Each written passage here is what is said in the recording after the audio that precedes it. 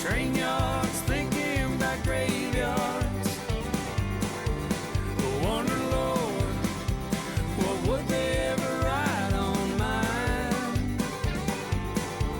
Another soul laid to rest on cold Montana morning, just trying to make it north of 49. Morning, guys. So we're out in the fur shed here today. Gonna start the morning off. It's minus 36 Celsius outside, so pretty close to minus 40 Fahrenheit as well.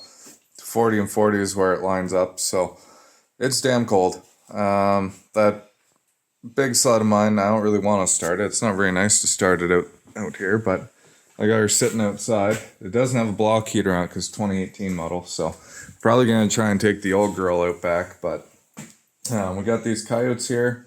They're mostly thawed out now. I think it's just this one from yesterday morning. Yeah, just one left to do up yet. Jack's having a field day with them here. But yeah, we'll get to skinning those maybe later today when we get back. Or I don't know, we'll see what happens. And I forgot to turn those damn coyotes yesterday. So I'm going to have to fight with that.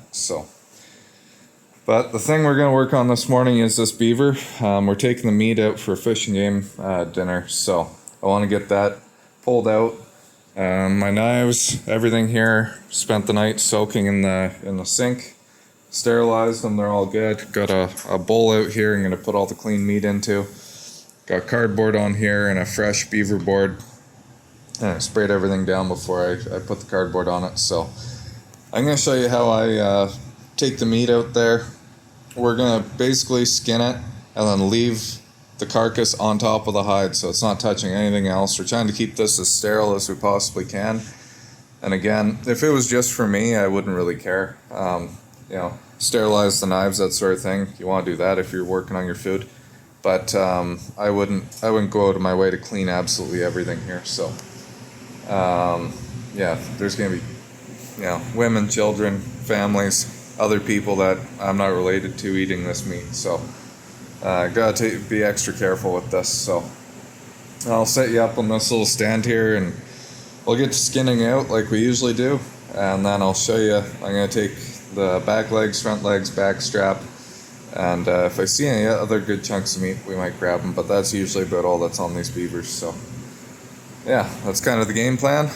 Once I'm done this, I'm going to go check that foothold again. We checked it last night, but I was just waiting for it to warm up a few degrees. I think it's maybe 8:15 right now, so by about 9 o'clock it should be quite a bit warmer.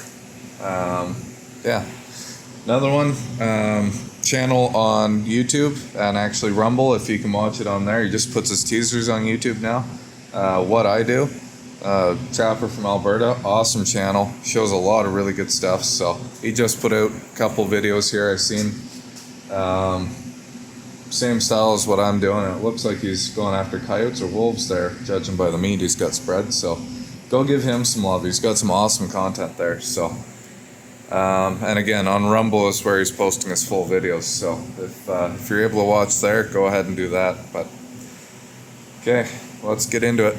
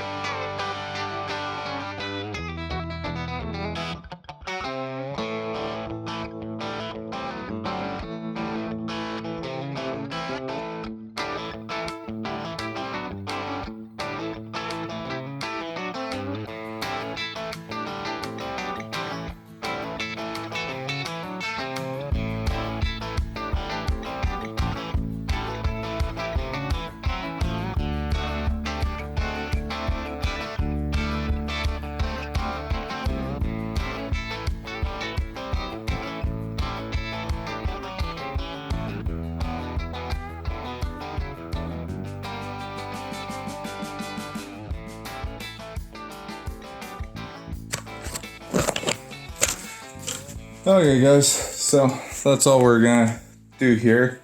So that was about a 35-pound beaver or so. Basically, I end up with that left for bait. We took the head off of it. We got the oil glands over here, which I'm going to put in a jar. I've got a jar started over there. But this is the edible portions of the meat that we're taking off. And there's probably, by the time I take the bone out, I'm going to say about 5 pounds there. Maybe a little bit less. Probably 4 pounds, let's say, on the safe side. So if you are keeping beavers for meat, just remember, the bigger the beaver, the older it is. It's going to be like shooting a big old moose or like an old cow, beef cow, whatever.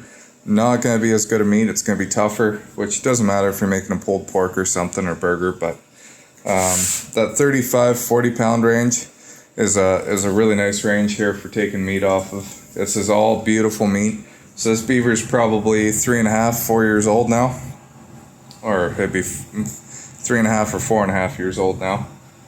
But hasn't been living terribly long, but it's also not 8 or 9 years old where you're going to get that tough meat out of. So take as much fat off as you can if you don't like gamey flavors, because that's where all your off flavors, your gamey flavors going to come from, is the fat. I did the best I could out here, but once I get inside with a cutting board and other knives, I'll clean this all up. I'll debone it. Make sure there's no hair. I was very careful. I don't think I got much hair on it or any. Gonna take the silver skins and the fat off, and it'll be ready to go. So this side here, is still wet, so we didn't let it dry out. So I'm going to put a fan on this, dry this hide out. It'll be ready tonight to put on the board. So do not board your hides when they're wet. You're going to end up with a matted, ugly mess. It's not going to look very presentable at the auction.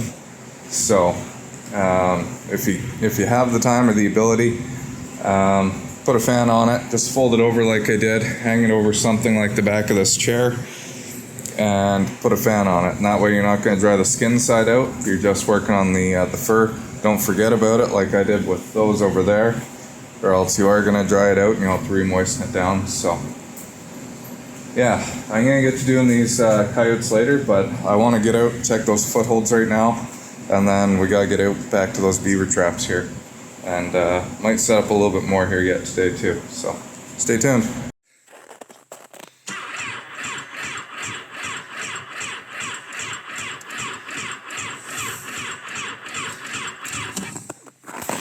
Oh boy. One more time.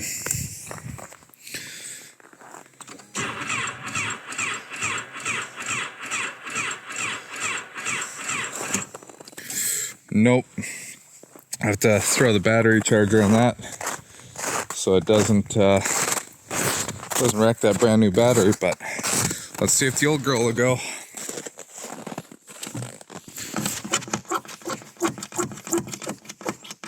Uh-oh, we might be out of fuel. We might be out of fuel. Oh, that hurt.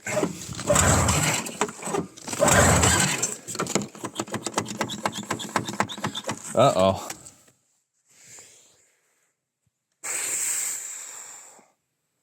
I don't know where my third sled is. I can't remember where we put it. Oh, yeah, it's at work. Shoot. Well, I'll mix up a little bit of fuel I got in the garage. That'll be enough to get us out there, but big girl don't want to start. Old girl don't want to run. Might be able to do it on the quad. Let's go see if the quad will start. I don't like that sound. We got nothing. Oh, wait a minute.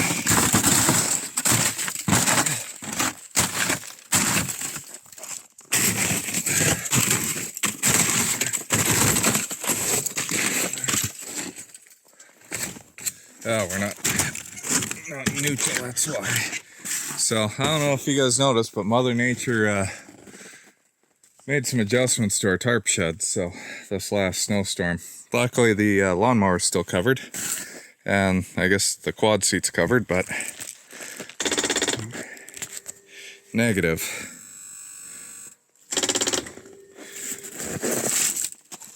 Nope. No quad, no sled, so we'll have to find some fuel, I guess, and get the old girl going. But I've got some batteries to charge. Sucks, because it's going to be 0 degrees or plus temperatures next week.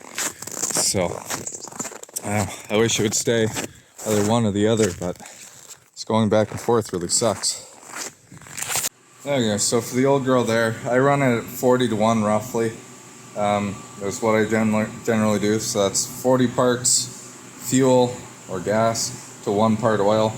So we're gonna dump in 5.3 gallons is 500 milliliters. The way you figure that out is you look at the chart here. You see under 500 milliliter, 5.3 is on the left under gallons. Look all the way to the left, and it's 40 to 1. So I'm doing a slightly less than, because I should have it up to like, up to here for actually 40 to 1, but 40 to 1's pretty thick. Runs a blue cloud behind me, fouls plugs, that sort of thing. I'm not too worried because plugs are cheaper than engines, so that's why I run 40 to 1. It is a pain in the ass, so you do have to carry extra spark plugs with you all the time, but yeah. That motor's pretty pristine. It's still 120 compression on both cylinders, so I want to keep it that way. I put a lot of work into that sled, so mechanically it's excellent, and yeah. So gonna try and keep that wire front 40 to 1. Gonna dump this in there, and then the other thing I do is I don't mix inside my my jerry cans. What I do is I'll pour this in the tank first, in the fuel tank in the sled, and then pour the gas in afterwards and let it agitate as I'm pouring it in. So some people mix inside these, and it's fine if you're going on a trip and carrying it with you, but generally water bottle's 500 milliliters, which is awesome. It works out perfect for the measuring, since there's nothing on the front or sides of this to measure with. So good ratio. If you're going out into the bush, carry a water bottle of oil and a jerry can, and you're good to go. So